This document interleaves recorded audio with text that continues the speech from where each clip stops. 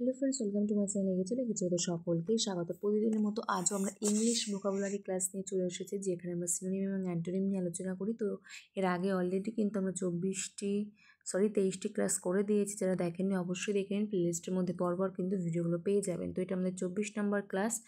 আর এখানে যে সমস্ত ওয়ার্ডগুলো নিয়ে আলোচনা করি প্রত্যেকটি ভেরি ভেরি ইম্পর্টেন্ট প্রত্যেকটা এক্সামের জন্য। তো টোটাল আমরা 30টা মতো সেট করব।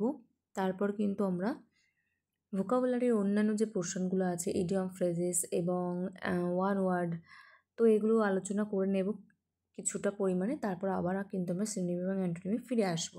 টোটাল আমাদের 450 টার্গেট আছে, এত 450টি ওয়ার্ড করার। তো এর মধ্য থেকে কিন্তু সমস্তটাই আপনারা কমন পেয়ে যাবেন 450 ওয়ার্ডের মধ্য থেকে। তো এটাই বলার, শুরু করব।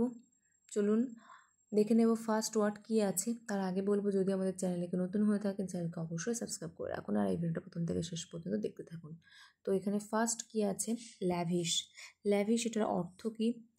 অপচয় করা বা অপব্যয় করা বা প্রচুর ইত্যাদি মানে কিন্তু দাঁড়ায়।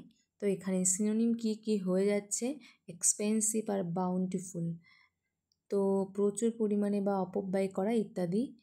অ্যান্টোনিম হয়ে যাচ্ছে স্কার্স অ্যান্ড ফ্রুগাল, অর্থাৎ দুর্লভ বা স্বল্প ব্যয়ী।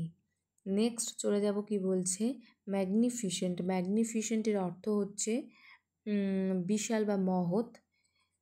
সিনোনিম হয়ে যাচ্ছে স্প্লেন্ডিড অ্যান্ড গ্র্যান্ড, অর্থাৎ জমকালো বা মহৎ বা মহান ইত্যাদি মানে বোঝায়। অ্যান্টোনিম হচ্ছে মডেস্ট, অর্থাৎ বিনম্র। পরবর্তী ওয়ার্ড কি বলছে, ম্যালাইস, যেটার অর্থ হচ্ছে বিদ্বেষ বা পরহিংসা। সিনোনিম হয়ে যাচ্ছে বিটারনেস। অ্যান্টোনিম হয়ে যাচ্ছে গুড উইল অ্যান্ড কাইন্ডনেস। চলে যাবো পরবর্তী ওয়ার্ড কি বলছে দেখে নেব, মেটিকিউলাস। মেটিকিউলাস যেটা অর্থ হচ্ছে একঘেয়ে, নিরস বা বিরক্তকর ইত্যাদি মানে বোঝায়। যেটা সিনোনিম হয়ে যাচ্ছে কেয়ারফুল, মেথডিক্যাল অ্যান্ড পারফেকশনিস্ট, অর্থাৎ সূক্ষ্ম, সতর্ক ইত্যাদি মানে কিন্তু বোঝাবে সঠিক ইত্যাদি। অ্যান্টোনিম কি হয়ে যাচ্ছে, কেয়ারলেস, অর্থাৎ অসাবধানতা।